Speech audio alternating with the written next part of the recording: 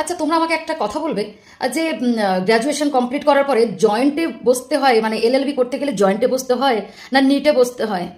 আচ্ছা, কিছু কিছু অবাধ মূর্খই প্ল্যাটফর্মে আছে যাদেরকে উত্তর দিতে ইচ্ছা করে না, কিন্তু প্ল্যাটফর্মটাকে পুরো দুর্গন্ধ করে দিচ্ছে। মানে জামা কাপড় খুলে তো ব্যবসা করছেই, সঙ্গে কিছু কিছু ভুল ইনফরমেশন এখানে স্প্রেড করছে। তারা কিন্তু কিচ্ছু শিক্ষিত না, তারা কিন্তু কিচ্ছু জানে না।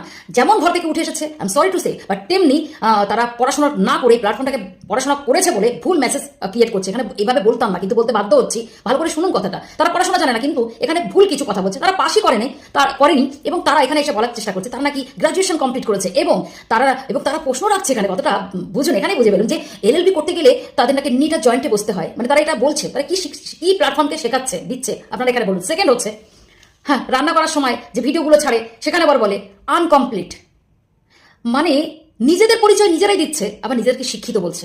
আরে তোদের জন্য ওই জামা কাপড় খুলে ব্যবসা করাটাই মনে হয় শ্রেয়। এইভাবে চ্যানেলটাকে দুর্গন্ধ করিস না।